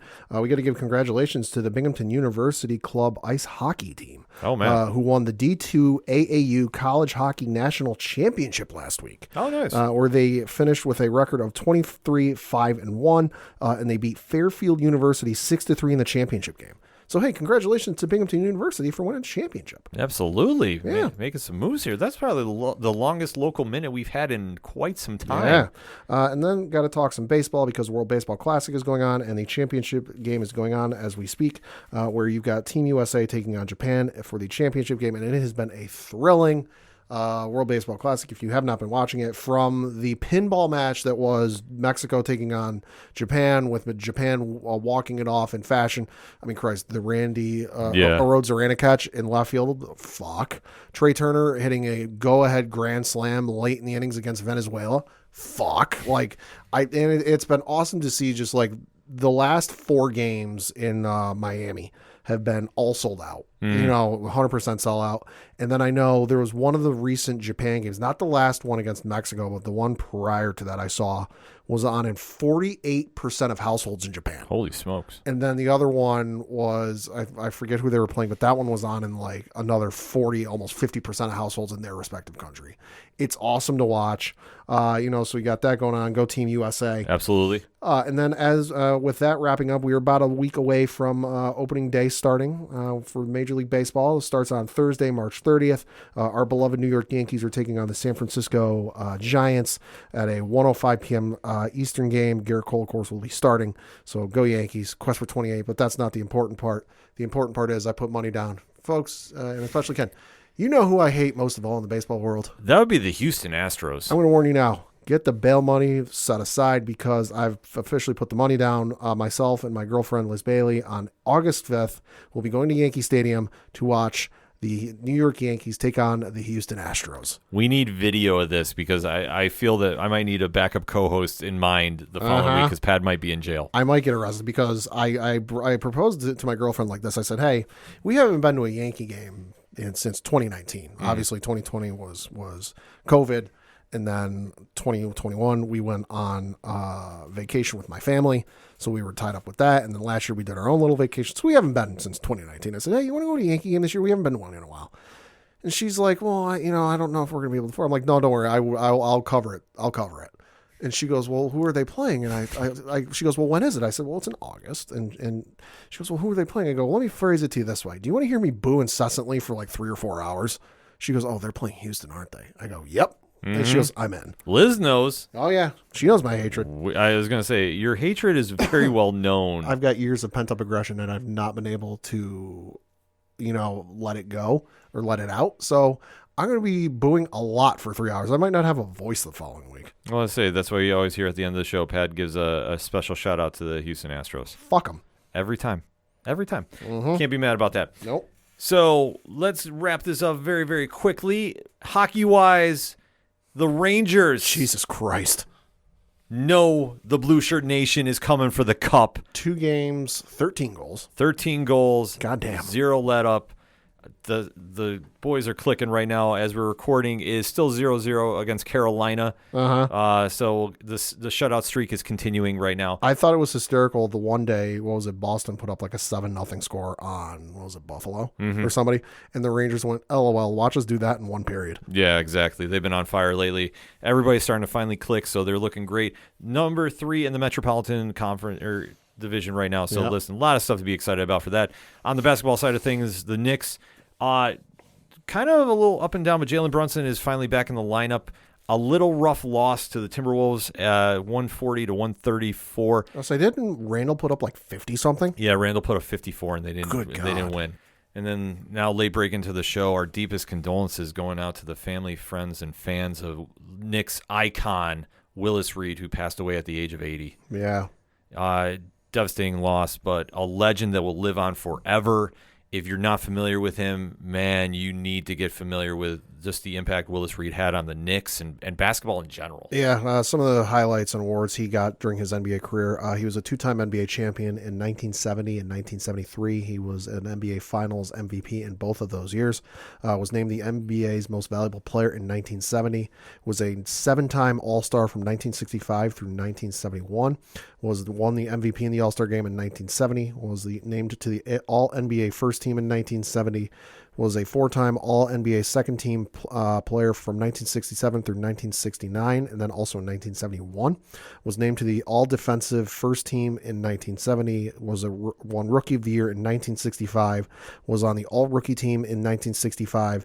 Was named to the NBA Anniversary team on the 50th and 75th anniversary, and then of the NBA. And then his number 19 is, of course, retired by the New York Knicks. Yeah, I mean, it's a devastating loss, but his legend will live on forever. Also a gold medal winner. Won the gold medal for Team USA in the 1963 Olympics in Sao Paulo, Brazil. Yeah, like I say, an absolute legend. If you're not familiar, get familiar. Yeah. So let's talk some wrestling to end the show with. Yeah. Very quickly, too, we had the opportunity, again, did not get a chance to talk about it on here. For Apple TV Plus, we had the chance, 607 TWS, by way of Nerd Initiative, shout out to everybody there, to interview the cast of Monster Factory. It's the pro wrestling school out of New Jersey, legendary school that's created hit or superstar after superstar. Definitely worth the time watching. It's 6 episodes. You definitely want to make sure you check it out. If you really want the insides of pro wrestling, I can't speak highly enough about the show. We have a review up there. We have the interview with the cast up there. Truly worth the time. So definitely, I'm really pushing to make a point. ODPH Society, you need to check it out this weekend because obviously this is a great complimentary piece to go into WrestleMania season. Yeah. And we did have some news get announced. A couple more matches finally finalized to talk about. Yeah, so while the card's not entirely finalized, we know a couple matches when they're going to take place. Obviously, Roman Reigns and Cody Rhodes is going to take place on night 2 as the main event, and then it was announced via Logan Paul that his match is going to take place on night 1 because, well, that's his birthday. Mm-hmm. Some of the other matches that were announced for the show, on Friday on SmackDown, it was announced that Gunther would be taking on Drew McIntyre and Sheamus.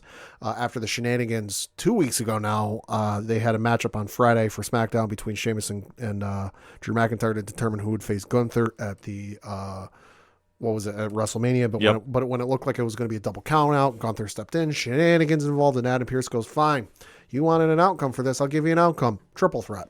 Yeah, it makes perfect sense. Yeah. Really excited to see this match. Yeah. Really excited. You have a women's WrestleMania Showcase Fatal 4-Way Tag Team matchup that was announced. The only team announced right now is Liv Morgan and Raquel Rodriguez. They will be taking on 3 teams yet to be determined. So who will they be? You never know. All I know is it won't be Damage Control because, well, they're busy. Yeah. I mean, that's awesome that they're doing that because they're also doing that with the men's side too. Yep, that was the other match announced. That was the men's WrestleMania Showcase Fatal 4-Way Tag match. We do know all of the teams for this one. It is Ricochet and Braun Strowman taking on the Street Profits and Angelo Dawkins and Montez Ford. Also taking on the Alpha Academy and Chad Gable and Otis. Yes. And also the Viking Raiders with Eric and Ivar. No, go ahead. No, the more you can get wrestlers on the show, Yeah. it's a big deal. It's WrestleMania. It's the grandest stage of them all. So if they can say on their career they had that moment, by all means. I love when they do stuff like this, like Battle Royals and such. Yeah, and listen, if this gets Otis and the Maximum Male Models angle going on WrestleMania, I'm all for it because I love it. Yes, that's so good. So good. And then announced last night on Monday Night Raw, it is after we had the hug the world was waiting for. Well, the hug except for a certain percentage of the internet wrestling community. Yeah. You had Kevin Owens and Sami Zayn finally hug it out and agree to team up to take down the Bloodline. And it was announced on Monday Night Raw, the Usos, Jimmy and Jey Uso, taking on Kevin Owens and Sami Zayn in a tag team match for the undisputed WWE Tag Team Championship. We should have had the LeBron sounder. It's about damn time. Uh-huh. The hug heard round the world Friday night. Kevin Owens and Sami Zayn are back on the same page to take down the Bloodline. Yeah. And stepping up to face the Usos. This has been the story they've been building since day one. Yep. So for anybody that is still not on board with this and thinking Cody Rhodes is not getting cheered when he's in the ring with Roman Reigns, which, by the way, had a monster promo segment. If you did not hear that, some of the best work by both in recent memory, and that is saying something considering their resumes. Yeah. This is just proving how stacked WrestleMania is. The storylines are there. This is why this is crossing over into pop culture. Yeah. And I know we've talked about this at length on 607 TWS, available on all your favorite podcast platforms. But this is why we get invested as fans. Look at how this build storyline has been going. Oh, it's so good. Yeah, it's cinema. This is when you watch a movie play out, and this is just connecting on such a different level. Yeah, and they're doing so good with the booking and just the way the matches are done, where it's not like in the past you had the Andre the Giant Memorial Battle Royal, or you had something that like was pre-show, and I'm like, all right, whatever. If I'm in the room, I'll watch it. But like you got that men's tag team Fatal 4-Way, then I'm looking at it going, you know what? Those are all teams I'll sit down and watch, even if it's on the pre-show. And the women's, okay, it's only Liv and Raquel Rodriguez announced on there, but you know what? I'll probably end up watching it based on no matter who they announce for the other 3 teams. Yeah, because I think they're doing 2 Raw and 2 SmackDown. So that makes sense. So, yeah, I mean, I don't even know who they're going to add. But listen, you're having so many wrestlers appear, and that whole weekend is so stacked from top to bottom. I'll say Friday, you're going to have the SmackDown plus the Hall of Fame ceremony, which, hey, congratulations to Ricochet, the Great Muta, and then also Andy Kaufman. Andy Kaufman. Long overdue for that one. Yeah. I was surprised they finally decided to do it. I'm surprised still in shock. I'm surprised it wasn't done already. Yeah, exactly. They should have done this years ago with Andy Kaufman. If you're not familiar, well, watch the Hall of Fame ceremony. You'll understand why Andy Kaufman getting in is huge. Well, and I know the full segment from their infamous David Letterman segment is making the rounds on YouTube. Somebody re-uploaded the full clip, not just a little portion, but so look that up. Yeah, it's absolutely incredible. So to see that connection, I mean, that is a very big part of pro wrestling history. Yeah. For anybody that's not on board. They're clicking on all the right cylinders right now. The storylines are meshing well. The fans are fully behind it. You're not hearing so many people flipping out that Sami Zayn isn't taking on Roman Reigns, which I'm glad that stopped. Right. Even though the new hip thing is, well, Jey Uso should be. Right. Which, listen. Give it time. As we've talked about on this platform, as we've talked about on 607 TWS, be a fan and just let it happen. Yeah. Seriously. This is the first WrestleMania in my, going on 10 years watching wrestling. Has it been 10? 10. My first one was 30. Holy shoot, man. Yeah, so this is the first one that, like, I normally look at WrestleMania and, like, there's a certain match or a certain part of the card where I can look at it and go, all right, that'll be my bathroom break. Yeah. Or that'll be my break to go up and get food. I'm looking at this card now, and we don't even know when some of these matches are going to take place on what night. And I'm looking at, there's not a match on here that I want to just skip for a bathroom break. Yeah, no, I'm right there with you. There's a lot to discuss about pro wrestling, and this will kind of segue right into our closing because we do have a special announcement. If you did not hear 607 TWS that just was released, well, simply you can find it at odphpodcast.com. We have the links right there. Next week, 607 TWS is taking over the ODPH Sports Edition for 2 weeks. Much like the Nexus. No, I'm kidding. Yes. Maybe we'll find that theme song somewhere. We'll see. Because for the first time ever, Padawan J is going to be joining Rich from 3FN and myself to break down Wrestlemania. All nights, give our predictions, and Pat has definitely got some hot takes ready to go. It's a special occasion. I expect muffins, goddammit. We'll have to see about that. And then the following week, Pat is going to be here on Tuesday for the WrestleMania recap. So we're going to break down both nights of WrestleMania and the night after Mania, the biggest Monday Night Raw of all year. Potentially the biggest Monday after WrestleMania in quite some time. Ever. This legitimately could be. I mean, you're talking to a Slammy Award winner right here. This is true. So that said, you want to make sure, 1, you're following 607 TWS on your favorite podcast platform. 2, make sure you're keeping your eyes and ears out for the social media. 3, check out the Monster Factory show on Apple Plus TV because, like I said, Rich from 3FN and myself got a chance to interview the cast. They're all fantastic people. They are following the show. A good majority of the cast is.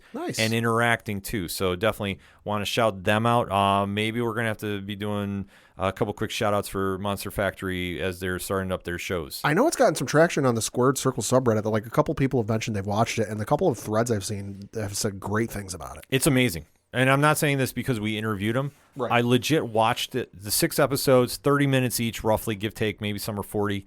It's too short because they do this amazing job. Danny Cage, who's the head trainer down there, breaks everything down. So if you've never watched pro wrestling, you get the behind the scenes. Oh, okay.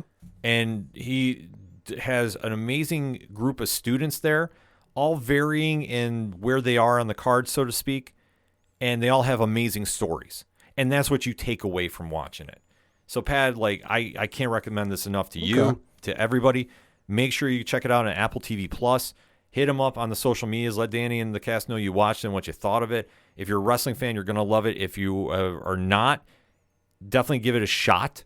And I guarantee you might be getting hooked by this. We have the Season 1 review, and it's non-spoiler, on odphpodcast.com and nerdinitiative.com, too, as well. Because they were the ones that were, reached out to ask us about doing the interview with them since we are affiliates with them. So definitely want to shout out everybody there. So that's your homework assignment for next week. Get ready because it's WrestleMania season. You know we have a lot to discuss with that, so we'll just keep it very short and very sweet. For anything and everything that is the ODPH, you can find it at odphpodcast.com. Pad, it's been one hell of a sports show. What do you got to say to everybody on the way out the door? Fuck the Astros. And to Cam Newton, you're right. There's not 32 guys better than you. There's 74. Oh, Pad is spitting that venom out right now. He's looking for that smoke. But I'm your host, Ken M., and I just want to say thank you for listening to another edition of the ODPH podcast, better known as the Ocho Duro Parlay Hour. See you next time.